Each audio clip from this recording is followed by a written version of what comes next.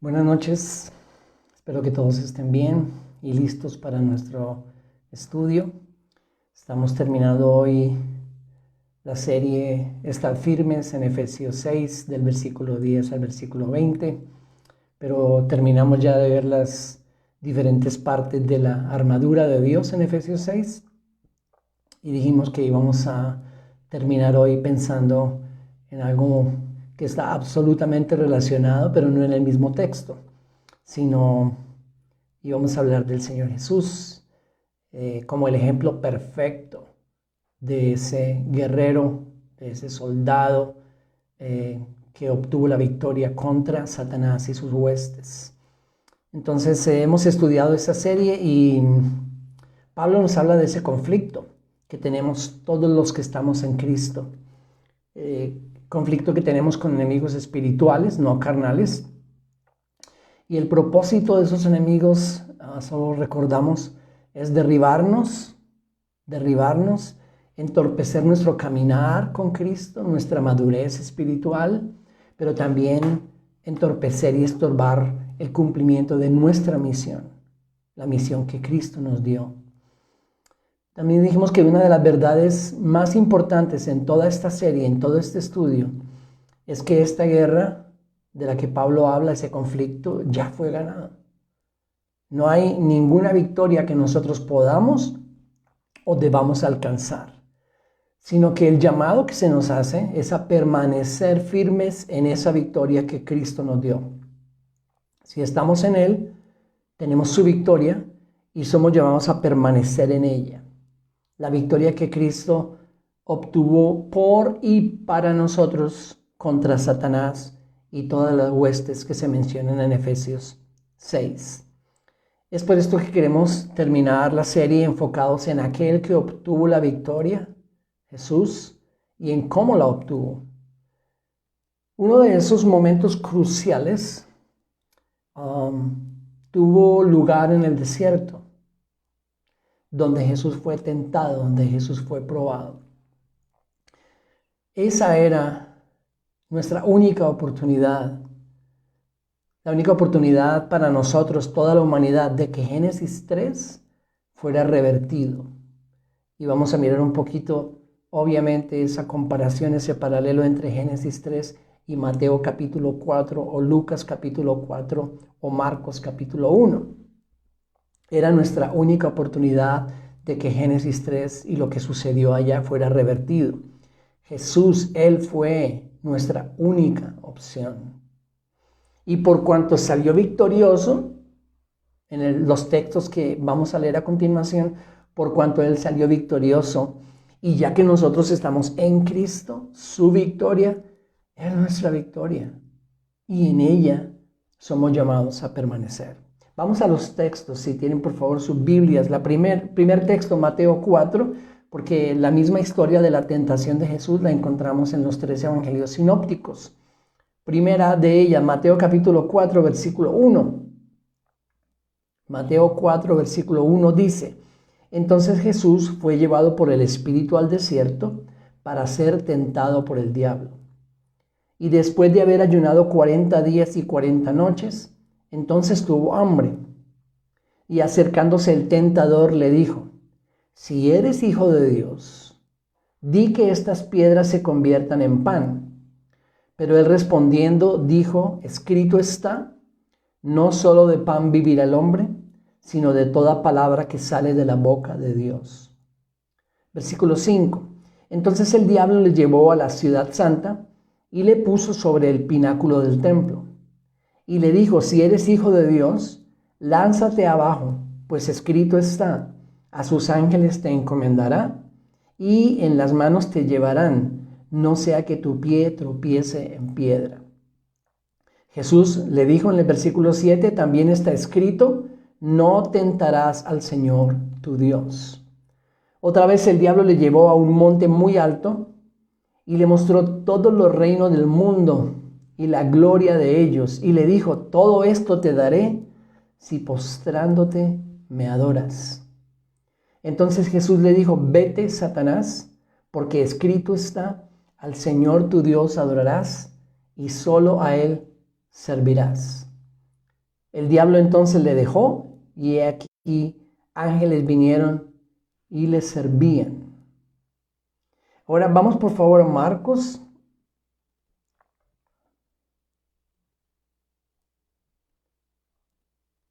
El Evangelio según Marcos. Y miren el capítulo 1 de Marcos. Y en el capítulo 1 busquen el versículo 12. Marcos 1:12, quería que lo leyéramos en los 3 evangelios sinópticos. Versículo 12 de Marcos 1. Enseguida el Espíritu le impulsó a ir al desierto, y estuvo en el desierto 40 días siendo tentado por Satanás, y estaba entre las fieras, y los ángeles le servían. Y aquí encontramos la narración no muy detallada de Marcos del mismo episodio, del mismo evento, la tentación del Señor Jesús en el desierto, llevado por el Espíritu Santo allá. Vamos a la de Lucas. Busquen por favor Lucas y vayan al capítulo 4 de Lucas. Y ahí miren el versículo 1 de Lucas 4. Jesús, lleno del Espíritu Santo, volvió del Jordán y fue llevado por el Espíritu en el desierto por 40 días, siendo tentado por el diablo. Y no comió nada durante esos días, pasados los cuales tuvo hambre. Entonces el diablo le dijo: si eres hijo de Dios, di a esta piedra que se convierta en pan. Jesús le respondió: escrito está, no solo de pan vivirá el hombre. Llevándole a una altura, el diablo le mostró en un instante todos los reinos del mundo. Y el diablo le dijo: todo este dominio y su gloria te daré, pues a mí me han sido entregados, y a quien quiero se lo doy. Por tanto, si te postras delante de mí, todo será tuyo. Respondiendo Jesús le dijo: escrito está, al Señor tu Dios adorarás y a Él solo servirás.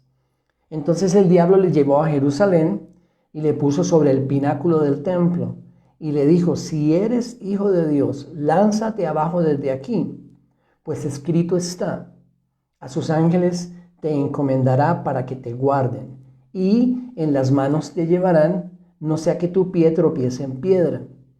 Respondiendo Jesús le dijo: se ha dicho, no tentarás al Señor tu Dios.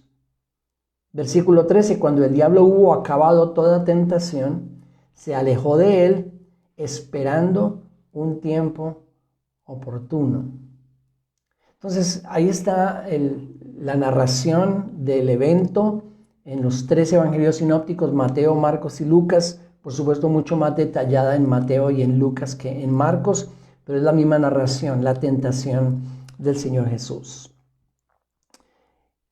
Hay muchísimo material escrito acerca de este evento, muchísimo, y damos gracias a Dios por eso. Por supuesto, nosotros aquí en nuestro tiempo de reflexión solo podemos considerar algunas de las cosas importantes desde nuestra perspectiva de Efesios 6, de ese conflicto, de esa guerra de Efesios 6, porque aquí encontramos, repito, el ejemplo perfecto de cómo vencer al enemigo, de cómo él venció al enemigo, de cómo sacó la espada, la machaira, en las 3 ocasiones donde fue tentado y venció. Y esa es nuestra victoria, repito. Entonces, varias consideraciones de este texto. La primera, ¿cómo es eso de que Jesús es tentado? Porque Jesús es Dios. Jesús es Dios y la Biblia dice que Dios no puede ser tentado. ¿Dónde dice eso? ¿Nos lo dice Santiago? Miren el libro de Santiago en el Nuevo Testamento, allá después de Hebreos. Y Santiago nos dice eso en el primer capítulo de su libro. Primer capítulo, versículo 13. Él dice en el versículo 13, Santiago 1:13, que nadie diga cuando es tentado: soy tentado por Dios. Porque Dios no puede ser tentado por el mal y Él mismo no tienta a nadie. Entonces Santiago, en el versículo 13 del capítulo 1, nos está diciendo que Dios no puede ser tentado por el mal y Él mismo no tienta a nadie. Si Dios no puede ser tentado, ¿cómo es eso de que Jesús, que es Dios, fue tentado. Y encontramos estos pasajes que nos hablan de la tentación de Jesús. Jesús fue tentado como humano, no como Dios, porque Dios no puede ser tentado. En Jesús encontramos la plenitud de la deidad. Jesús fue 100% hombre, 100% Dios. Y la Biblia nos dice que fue tentado, pero sin pecado. Entonces, Él fue tentado como hombre, pero sin pecado. Busquen por favor ahí mismo en Hebreos, que está antes de Santiago. Y miren en Hebreos el capítulo 4. Capítulo 4 de Hebreos, versículo 15. Vayan al versículo 15. Lindo texto, lindo verso. Dice, porque no tenemos un sumo sacerdote que no pueda compadecerse de nuestras flaquezas, sino uno que ha sido tentado en todo como nosotros, pero sin pecado, sin pecado. Entonces, aquí tenemos cosas que son muy claras y otras que no son tan claras.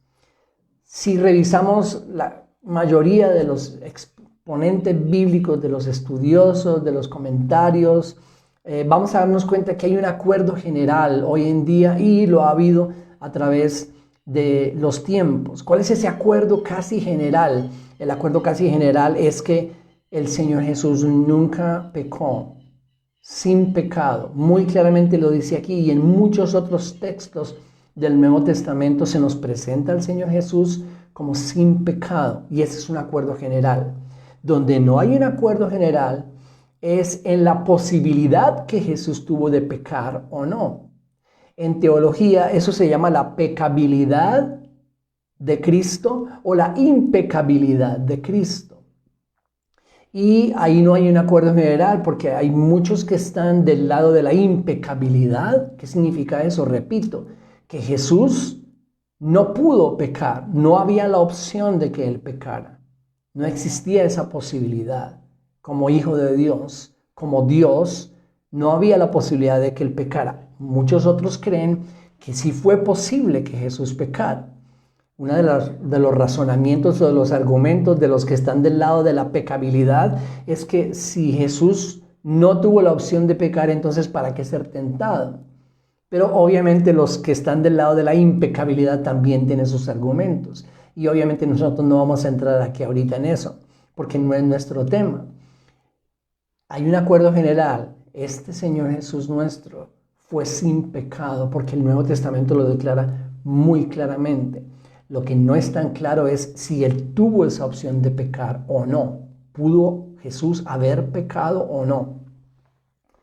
Pero fue tentado. Y en Santiago, cuando nosotros leemos que Dios no puede ser tentado, la palabra que se usa ahí en el original griego es la palabra peirasó, y es la misma palabra que se usa cuando Jesús fue tentado en Mateo capítulo 4 o en Lucas 4, es la misma palabra. Jesús fue tentado.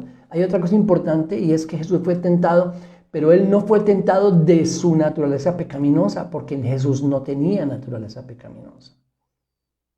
Ese es otro acuerdo general al que la gran mayoría de estudiosos bíblicos y los teólogos han llegado.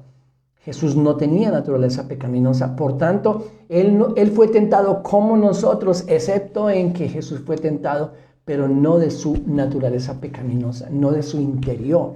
Como Santiago nos lo explica, nosotros, humanos, nosotros, aparte de Cristo, sí somos tentados de nuestra propia naturaleza, de nuestra propia concupiscencia. Jesús no. ¿Cómo fue tentado Jesús? Por un agente externo. Satanás en el desierto fue a tentarlo, y esta es la forma en que Jesús fue tentado, un agente externo y no de su propia naturaleza. Todas esas cosas es muy importante entenderlas y decirlas. Otra cosa, Jesús fue tentado por 40 días según Lucas. Cuando leemos a Mateo, pareciera que Mateo nos dice que después de esos 40 días que estuvo en el desierto ayunando, Él fue tentado. Pero Lucas nos dice que durante los 40 días Jesús fue tentado. Al mismo tiempo podemos decir que Jesús fue tentado toda su vida en la tierra, esos 33 años y medio aproximados que él estuvo aquí en la tierra. Él fue tentado todo ese tiempo y por supuesto durante todo su ministerio de un poco más de 3 años. Acordémonos que leímos Lucas, y cuando leemos Lucas, al final de la narración de la tentación de Jesús, se nos dice que el diablo lo dejó, en la versión Reina Valera, por un tiempo. En la versión de las Américas dice, buscando un momento propicio. Entonces, por todo esto entendemos que el Señor Jesús, como hombre, como humano, durante su vida terrenal, fue tentado. Pero este texto, este evento, esta narración de Lucas 4, de Mateo 4 y de Marcos 1, es para nosotros muy importante porque nos muestra cómo el Señor Jesús venció al tentador y venció al enemigo, porque en esa victoria es que nosotros debemos permanecer, no en la nuestra, pero en la de Cristo. Otra consideración importante, dije la vez pasada que la cruz fue un proceso que inició mucho antes del madero. Y claro, nosotros siempre tenemos enfocada, cuando hablamos de la cruz, siempre inmediatamente viene a nuestra mente el madero donde el Señor Jesús fue crucificado. Y por supuesto que esa es una parte absolutamente importante de lo que nosotros llamamos la cruz. Pero cuando hablamos de la cruz, que culminó en ese madero, inició muchísimo tiempo antes. ¿Dónde inició? Bueno, el plan de redención, según las Escrituras, estaba preparado desde antes de la fundación del mundo. En otra oportunidad hablamos de eso, está en otro video, no sé exactamente en cuál, pero hablamos de cómo ese plan de redención de Dios para salvar la humanidad comenzó antes de la fundación del mundo. ¿Dónde se nos dice eso? Primera de Pedro capítulo 1, versículos 18 al 20. Busquémoslo, por favor. Primera de Pedro, capítulo 1. Miren el versículo 18 de Primera de Pedro 1. Sabiendo que no fuisteis redimidos de vuestra vana manera de vivir, heredada de vuestros padres, con cosas perecederas como oro o plata, sino con sangre preciosa, como de un cordero sin tacha y sin mancha, la sangre de Cristo.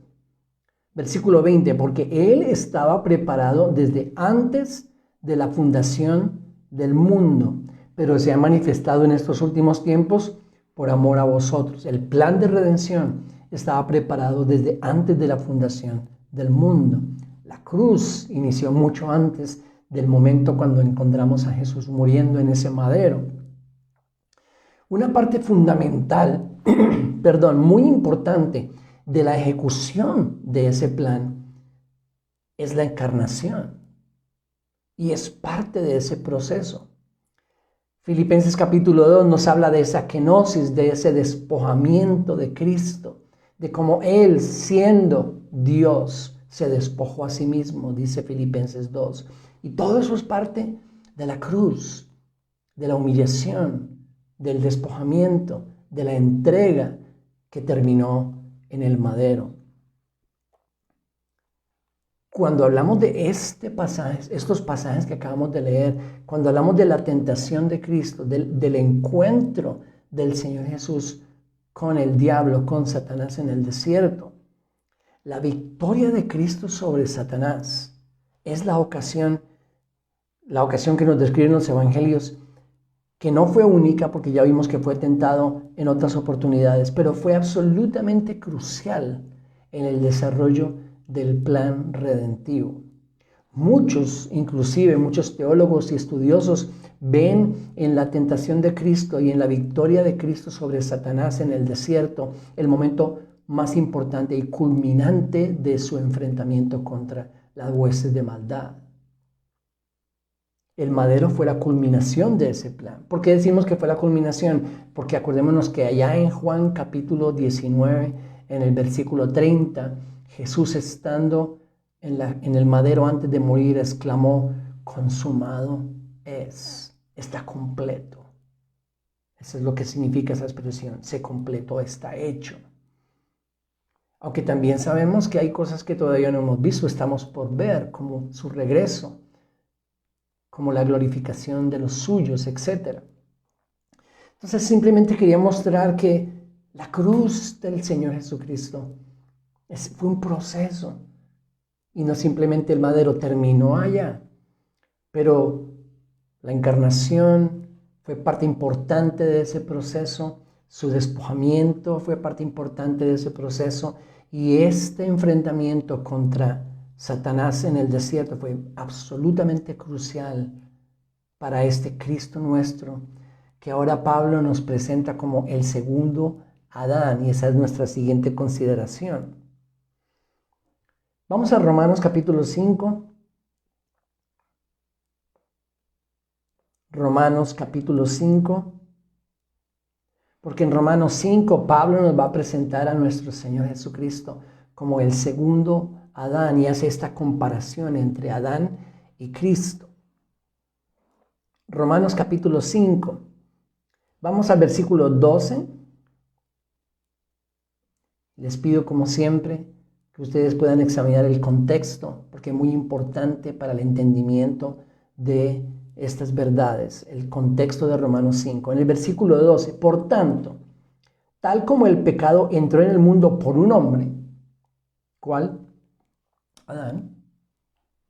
Tal como el pecado entró en el mundo por un hombre y la muerte por el pecado, así también la muerte se extendió a todos los hombres porque todos pecaron. Pues antes de la ley había pecado en el mundo, pero el pecado no se imputa cuando no hay ley. Sin embargo, versículo 14, la muerte reinó desde Adán hasta Moisés, aún sobre los que no habían pecado con una transgresión semejante a la de Adán, el cual es figura del que había de venir. Figura del que había de venir. ¿Cuál es ese que había de venir? Cristo, el segundo Adán. Versículo 15, pero no sucede con la dádiva como con la transgresión, porque si por la transgresión de uno murieron los muchos, mucho más la gracia de Dios y el don por la gracia de un hombre, Jesucristo, abundaron para los muchos. Sigamos en el 16, tampoco sucede con el don como con lo que vino por medio de aquel que pecó, porque ciertamente el juicio surgió a causa de una transgresión, resultando en condenación. Pero la dádiva surgió a causa de muchas transgresiones, resultando en justificación. Porque si por la transgresión de uno, Adán, por este reinó la muerte, mucho más reinarán en vida por medio de uno, Jesucristo, los que reciben la abundancia de la gracia y del don de la justicia. Por favor, sigan leyendo y revisen ese contexto. Lo que Pablo está haciendo aquí es comparando a Adán con Cristo. Y nos está presentando a Jesús como este segundo Adán. ¿Desde qué perspectiva? Desde la perspectiva de Génesis capítulo 3 y de Mateo capítulo 4 o Lucas capítulo 4. La imagen del desierto en Mateo 4 nos remonta al huerto del Edén en Génesis 3. Y las similitudes que hay entre estos dos pasajes, entre estas dos narraciones, entre estos dos eventos, han sido ampliamente discutidas. Y repito, hay muchísimo material al respecto. ¿Cuáles son algunas de esas cosas importantes de esta comparación de Romanos capítulo 5, de la comparación entre Adán y Cristo? Adán y Eva, en genérico el hombre, en Génesis 3 fue probado. Y cuando fue probado, falló. ¿Cómo fue probado? Todos sabemos, los que conocemos el pasaje, que Dios usó un instrumento, el tentador, la serpiente, Satanás. Y de esa forma Dios, utilizando a Satanás como instrumento, probó a Adán y a Eva, probó al hombre. Satanás los tentó y ellos fallaron. Y por cuanto fallaron, dice Pablo en Romanos, la muerte entró a todos los hombres, el pecado entró a todos los hombres. En Génesis encontramos, en ese evento de Génesis encontramos 3 personajes. ¿Cuáles son esos personajes? Dios, el hombre y Satanás. En la tentación que acabamos de leer, del pasaje que tenemos en mención y en estudio, en la tentación encontramos 3 personajes. Encontramos a Dios, por supuesto. Encontramos el Hijo del Hombre, Cristo Jesús, como humano, el Hijo del Hombre. Y encontramos a Satanás. Esa es una de las grandes similitudes entre estos 2 eventos. Una más, la esencia de la tentación en el huerto es la misma que la esencia de la tentación en el desierto. La serpiente incitó a Adán y a Eva a alcanzar por sus propios medios lo que Dios no les había dado. Recordemos, pensemos en eso. La serpiente incitó a Adán y a Eva, al hombre, lo incitó a alcanzar por sus propios medios lo que Dios no les había dado. Acordémonos que Dios les dijo, de todos los árboles pueden comer, de este no. De ese árbol no les doy, no les voy a ofrecer. Está prohibido comer de ese árbol, porque si ustedes comen de ese árbol, el día que lo hagan, van a morir. La serpiente les dijo, no es verdad, no van a morir. Dios ha mentido. Lo que Dios no quiere es que ustedes coman de ese huerto y lleguen a ser como Él. Entonces los incitó a alcanzar por sus propios medios lo que Dios les había dado. Satanás, en el desierto, trató de incitar a Jesús a romper con su dependencia del Padre para satisfacer sus necesidades y sus deseos por su propia cuenta. Dice, estás dependiendo del Padre y aquí estás, hambriento. Tienes una necesidad. Necesitas satisfacer tu necesidad de alimento. Necesitas satisfacer tu necesidad de nutrición, de nutrir tu cuerpo. Tienes hambre. Ahora, si eres hijo de Dios, rompe con esa dependencia y por tus propios medios satisface tus necesidades, tus deseos. Acuérdense que la primera fue, dile a estas piedras que se conviertan en pan y sacia tu necesidad, sacia tu hambre. La segunda, según Mateo, en el orden de Mateo, si te lanzas desde el pináculo del templo, Dios ha prometido que te va a guardar. Dios ha prometido que no va a permitir que tu pie tropiece en piedra, así que lánzate. A lo cual Jesús respondió, no tentarás al Señor, tu Dios. Y la tercera fue, mira los reinos del mundo y su gloria. ¿Eso no es lo que tú quieres? ¿Eso no es lo que deseas? ¿No son esos reinos y la gloria de esos reinos por los cuales tú viniste? Bueno, aquí te los tengo. Yo te los doy. Pero haz una cosa, por tu propia cuenta. Postrado, adórame. A lo cual Jesús respondió, vete, Satanás, porque está escrito, solo a Dios adorarás, solo a Él servirás. Entonces, otra de las similitudes es, repito, Satanás incitando a Adán y a Eva, al hombre, a por sus propios medios, por su propia cuenta, satisfacer sus necesidades y tener lo que Dios no les había dado. Y lo mismo pasó con el Señor Jesús. Una consideración más. Antes de seguir pensando en estas similitudes, recordemos lo siguiente, la victoria de Cristo es nuestra victoria. Y lo hemos repetido a través de toda la serie, su victoria es nuestra victoria. No hay ninguna victoria nuestra, no hay ninguna victoria que debamos o podamos alcanzar. La única victoria que tenemos es la del Señor Jesús y somos llamados a permanecer en ella. Pero así como su victoria es nuestra, su tentación es nuestra tentación. Su tentación es nuestra tentación. Lo leímos en Hebreos capítulo 4, versículo 15. Él fue tentado en todo, como nosotros vamos a ser tentados y somos tentados. Ahora, hablando de nuestras tentaciones, hay tentaciones que nosotros podemos identificar mucho más fácilmente que otras.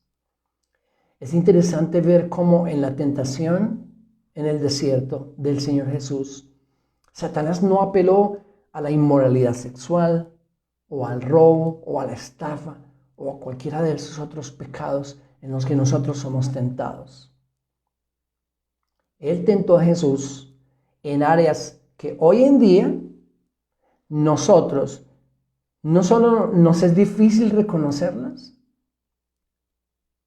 y piensa por favor en eso, voy a repetirlo. El diablo, Satanás, en la tentación del Señor Jesús no apeló a la inmoralidad sexual o al robo, la estafa o a cualquier otro de esos pecados que nosotros en la tentación fácilmente reconoceríamos, sino que esas tentaciones hoy en día para nosotros no solamente nos sería o nos es difícil reconocer, sino que inclusive muchos consideran que esas cosas no son tentaciones del enemigo, sino que son derechos otorgados por Dios mismo. Esa es la forma en que el autor Philip Yancey, en su libro El Jesús que nunca conocí, que yo en una oportunidad se lo recomendé, hoy vuelvo y se lo recomiendo. El libro se llama El Jesús que nunca conocí, está gratis para leerlo en el internet.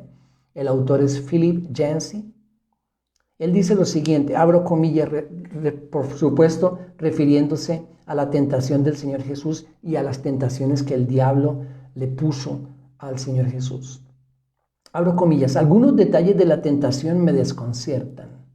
Satanás le pidió a Jesús que convirtiera una piedra en pan, le ofreció todos los reinos del mundo y lo incitó a que se arrojara desde una gran altura para probar la promesa de Dios en cuanto a su seguridad física. ¿Dónde está lo malo en esas peticiones? Las tres tentaciones parecen como prerrogativas o derechos de Jesús, las cualidades mismas que se esperarían de un Mesías. ¿Acaso Jesús no iba luego a multiplicar los panes para 5,000 comensales? Demostración mucho más impresionante. También iba a triunfar sobre la muerte y a resucitar para convertirse en Rey de Reyes. Las tres tentaciones no parecen malas en sí mismas y sin embargo resulta claro que algo fundamental sucedió en el desierto. Y para nosotros es absolutamente claro en los textos bíblicos que Jesús rechazó esas tres tentaciones que para nosotros podrían llegar a parecer buenas, no malas, podrían llegar a parecer derechos que tenemos o que mismo Dios nos ha dado. Cuando miramos las tres tentaciones de los textos que acabamos de leer, encontramos también que podríamos resumirlas de la siguiente manera. La primera, si eres hijo de Dios, no debes pasar hambre ni necesidades. Si eres hijo de Dios, no debes pasar hambre ni necesidades. Así que, si eres hijo de Dios, dile a estas piedras que se conviertan en pan. La segunda, si eres hijo de Dios, no sufrirás ningún daño ni estarás en peligro. Si eres hijo de Dios, no hay nada malo que te pueda ocurrir. La tercera, si eres hijo de Dios, logra tus sueños y tus propósitos aún si debes renunciar a Dios mismo.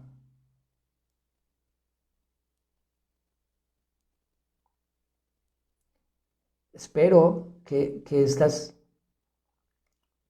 la forma de resumir las tentaciones nos haga pensar y meditar un poquito y ayudarnos a discernir tentaciones que, repito, para nosotros no son tan fáciles de discernir muchas veces o de reconocer como podrían ser otras. Pensemos en las tres pruebas y con esto vamos terminando. Pensemos en esas tres pruebas. Versículo 3.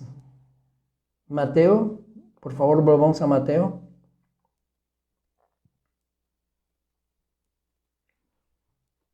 Capítulo 4. Acercándose el tentador, le dijo, si eres hijo de Dios, di que estas piedras se conviertan en pan.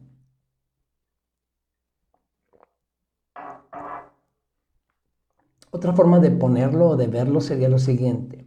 El diablo, Satanás, le está diciendo al Señor Jesús, si eres hijo de Dios, no permitas que Dios te haga pasar necesidad. No permitas que Dios te haga pasar necesidad. Si eres hijo de Dios, tú tienes como revertir esta situación en la que estás. Acordémonos que comenzando los textos se nos dice en los tres que el Señor Jesús fue llevado por el Espíritu al desierto. Y todo lo que estaba ocurriendo en su vida en ese momento era la voluntad de Dios, porque Él estaba bajo esa voluntad, sometido a su Padre, dependiendo de Él. Y habiendo pasado todo ese tiempo, tuvo hambre. Y lo que el diablo le está diciendo, no permitas que siendo hijo de Dios, tu Padre te haga pasar necesidad. ¿De dónde sacamos eso? El texto con el que el Señor Jesús, la machaira que el Señor Jesús usó para defenderse, viene de Deuteronomio. Búsquenlo, por favor. Antiguo Testamento, Deuteronomio capítulo 8. Y miremos versículo 1 en adelante. Deuteronomio capítulo 8, versículo 1 en adelante. Dice el versículo 1, todos los mandamientos que yo os ordeno hoy, tendréis cuidado de ponerlos por obra, a fin de que viváis y os multipliquéis, y entréis y toméis posesión de la tierra que el Señor juró dar a vuestros padres. Y te acordarás de todo el camino por donde el Señor tu Dios te ha traído por el desierto durante estos 40 años, para humillarte, probándote, a fin de saber lo que había en tu corazón, si guardarías o no sus mandamientos.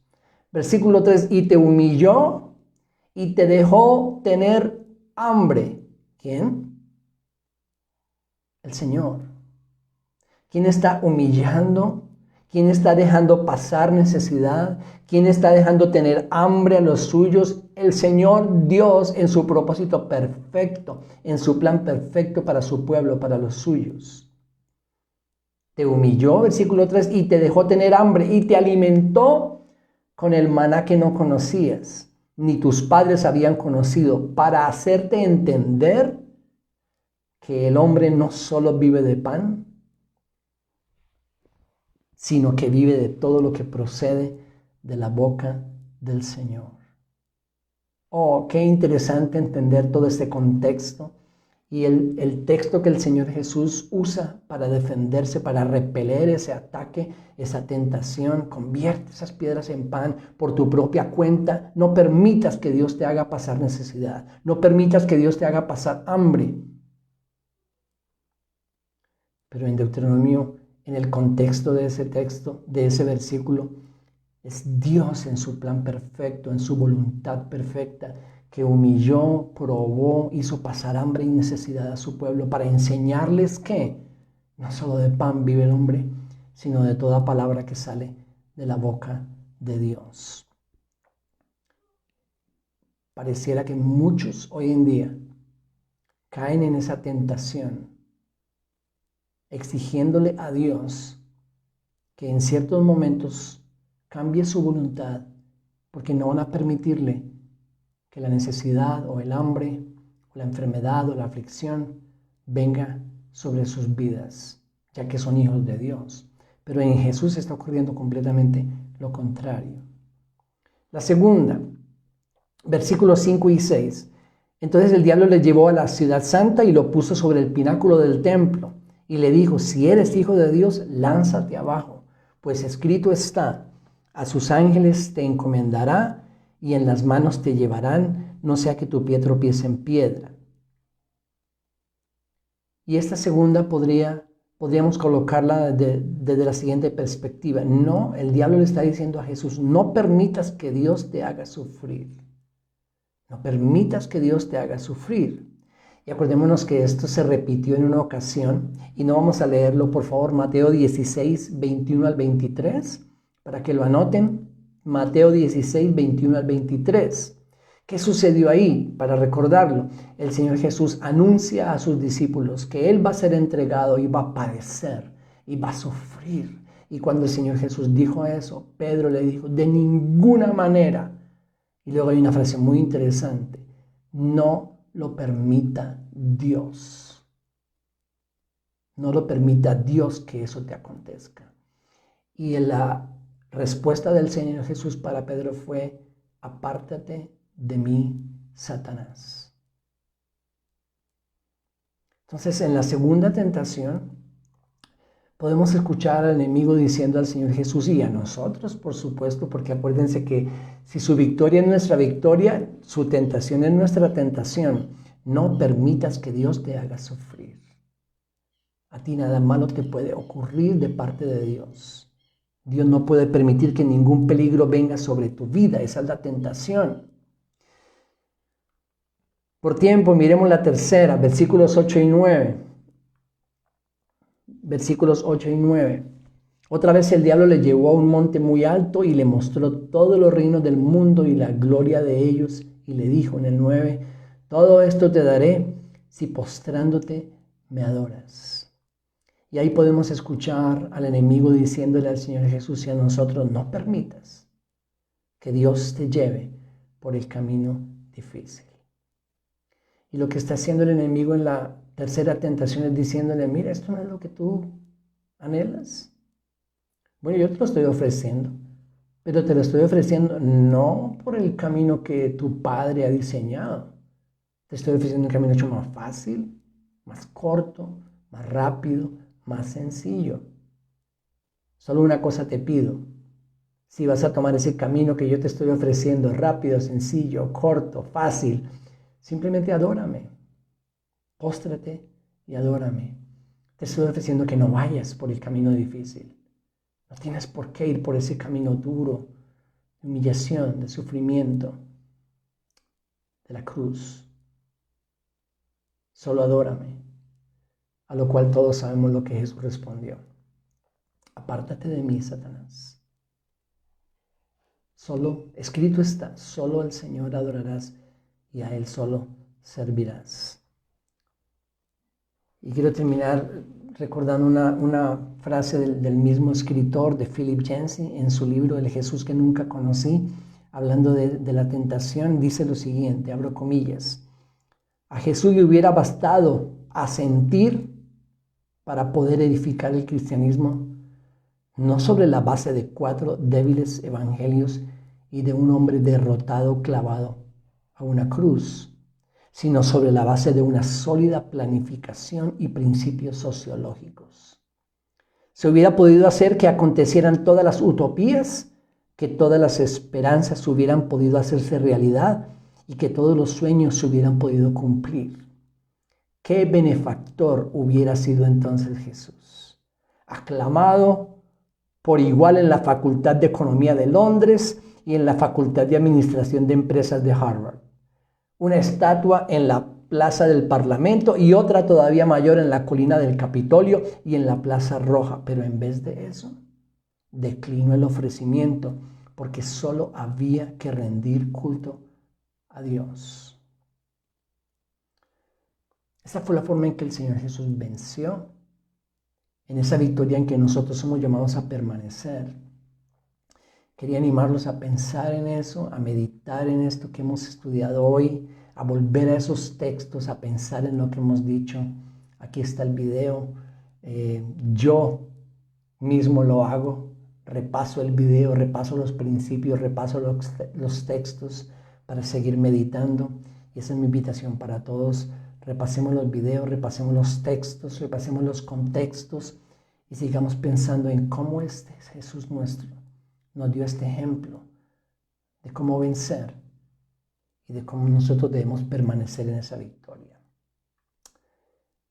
Bien, terminamos hoy la serie y vamos a tener 2 semanas hablando de la familia, el matrimonio que Dios diseñó. Entonces vamos a hacerlo así. La próxima semana yo voy a estar hablando del hombre que Dios diseñó. Y la semana siguiente Connie va a estar hablando de la mujer que Dios diseñó. Entonces vamos a volver a esto que hemos tenido en otras oportunidades que consideramos absolutamente fundamental en nuestro caminar cristiano como personas, como matrimonios. Próxima semana yo voy a estar hablando del hombre que Dios diseñó y la semana siguiente Connie va a estar hablando de la mujer que Dios diseñó. Vamos a estar, por supuesto, anunciándolo aquí en el Facebook y invitándolos a ustedes también que participen de esta invitación con otras personas que ustedes consideren deben estar aquí con nosotros. Un abrazo grande, cuídense, el Señor los bendiga.